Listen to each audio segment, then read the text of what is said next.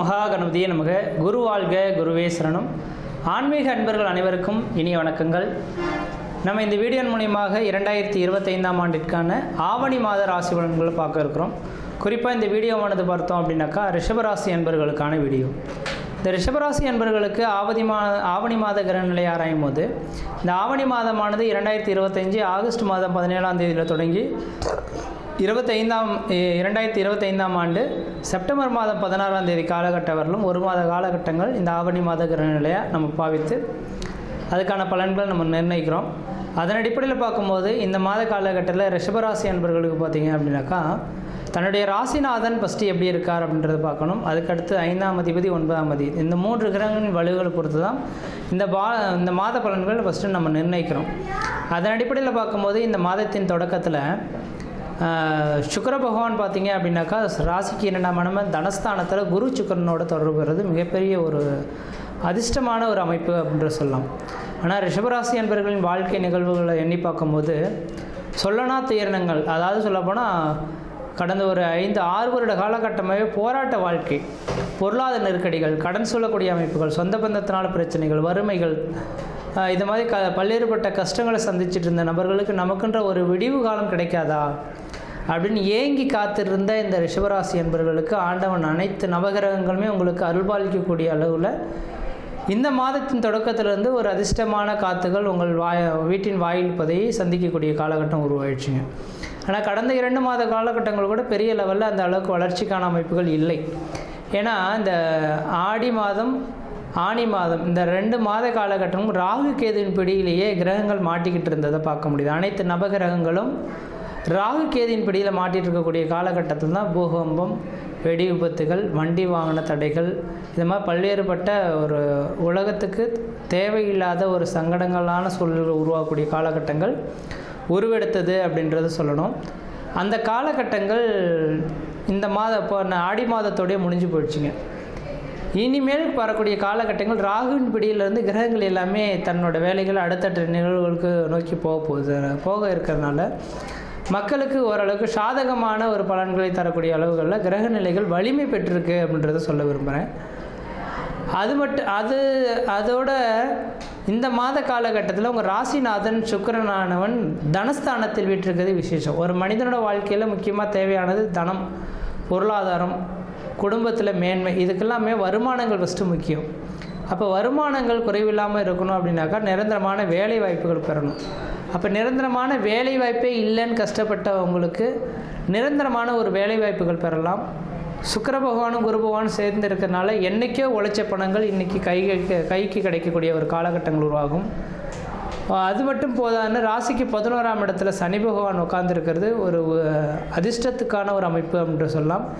இந்த அதிர்ஷ்டத்துக்கான அமைப்பு இந்த மாதத்தோடு முடிந்து போலங்க. இந்த 3 வருட காலகட்டத்துக்கு இந்த அதிர்ஷ்டம் உங்கள் வீட்டின் வாயில் கதவை தட்டப்போகுது.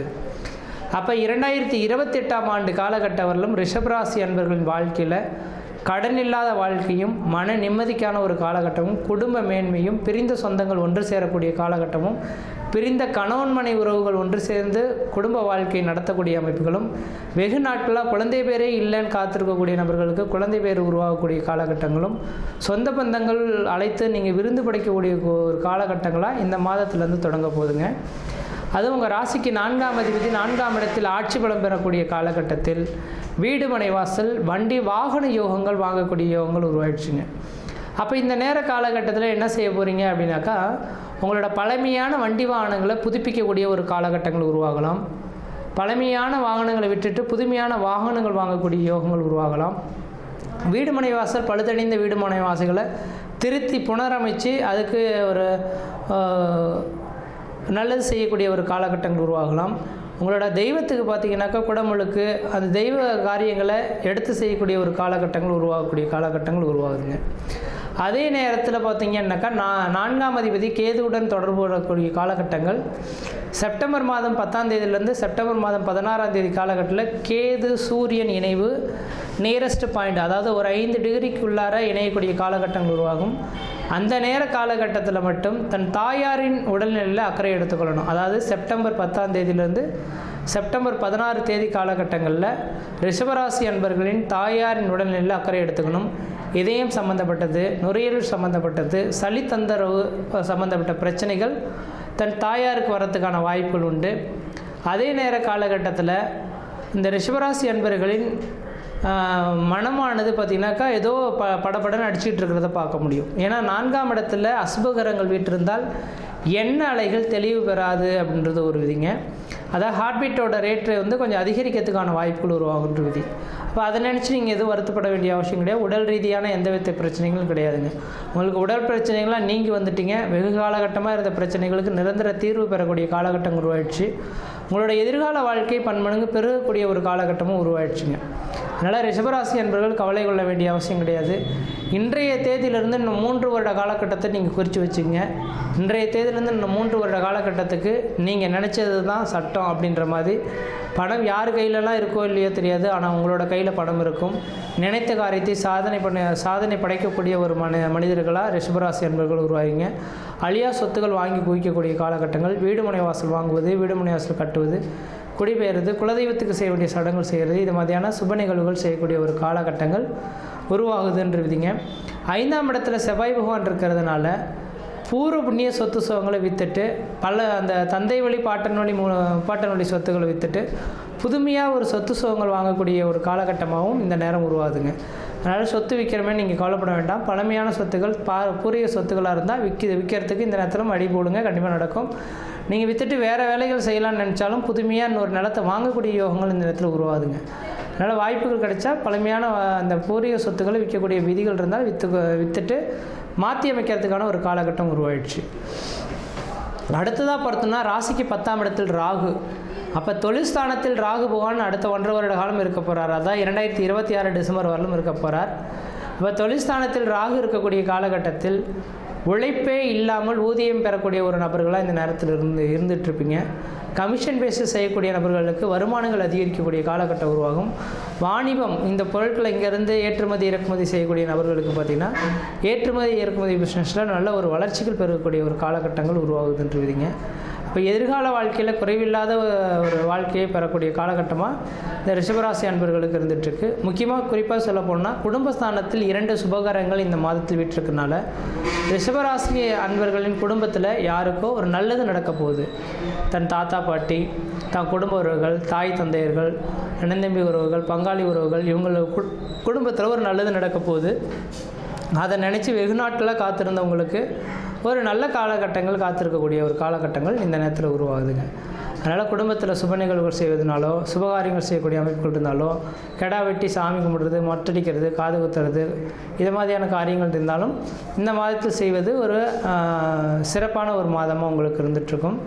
அதேபோல் திருமணமே ஆகலை சார், திருமணத்துக்காக காத்துட்ருக்கோம், திருமண வாய்ப்புகள் கிடைக்குமா அப்படின்னு நினைக்கக்கூடிய நபர்களுக்கு திருமண வாய்ப்புகள் கூடி வரலாம். குழந்தை பேரே இல்லைன்னு சொல்லக்கூடிய நபர்கள் குரு சுக்கிரன் இணைவு ஏற்படுறதுனால குழந்தை பேர் உருவாகிறதுக்கான வாய்ப்புகள் மிகவும் பிரகாசமாக வந்துட்டுருக்கு. அப்போ இந்த நேர காலகட்டத்தில் தொழில் இல்லாத நபர்களுக்கு நிரந்தரமான உத்தியோகமும், அரசு உத்தியோகம் இல்லாத நபர்களுக்கு அரசு உத்தியோகமும் தேடி வரக்கூடிய காலகட்டமாக உருவெடுத்துருச்சுன்று விதிங்க.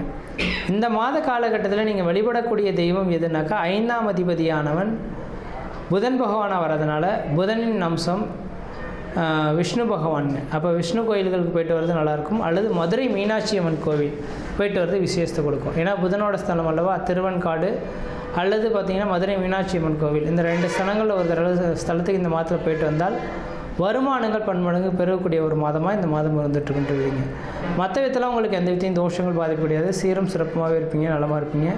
இந்த மாத கிரகநிலை ஆராயும் போது சுருக்கமாக சொல்லணும் அப்படின்னு ஆசைப்பட்டோன்னாக்கா, இந்த மாத காலகட்டத்தில் குடும்பத்தில் ஏதோ மிகப்பெரிய ஒரு சந்தோஷமான நிகழ்வுகள் நடக்க போகுது. அதை நினச்சி எல்லோரும் சந்தோஷப்படக்கூடிய காலகட்டம் உருவாகும். பொருளாதார அபிவிருத்திகளும் குடும்ப மேன்மையும் குடும்ப ஒற்றுமையும் ஏற்படக்கூடிய காலகட்டங்கள், பிரிந்த சொந்தங்களே உங்களை தேடி வரத்துக்கான காலகட்டங்கள் உருவாயிடுச்சுங்க. இப்போ இனிமேலுக்கு எதையும் நோக்கி நீங்கள் கவலைப்பட வேண்டிய அவசியம் கிடையாது. எல்லாமே தேடி வரக்கூடிய காலகட்டம் தொடர ஆரம்பிச்சிச்சு. இந்த மாத காலகட்டத்தில் நீங்கள் மதுரை மீனாட்சி அம்மனை வழிபாடு செய்வது ஆகச்சிறந்ததாக இருந்துகிட்ருக்கு. அந்த மதுரை மீனாட்சி அம்மனை வழிபாடு செய்வதனுடையாக இந்த மாத காலகட்டத்தில் எண்ணங்கள் என்ன நினைக்கிறீங்களோ அது எல்லாமே பூர்த்தி அடையக்கூடிய ஒரு மாதமாக இருந்துகிட்ருக்கும். எந்த அளவுக்கு முயற்சி எடுக்கிறீங்களோ அந்த அளவுக்கு இந்த மாத காலகட்டம் வளர்ச்சி நிறைந்த மாத காலகட்டமாக இருக்குது. முயற்சி எடுத்து பாருங்கள், கண்டிப்பாக வெற்றி பெறுவீங்கள். நன்றி, வணக்கம்.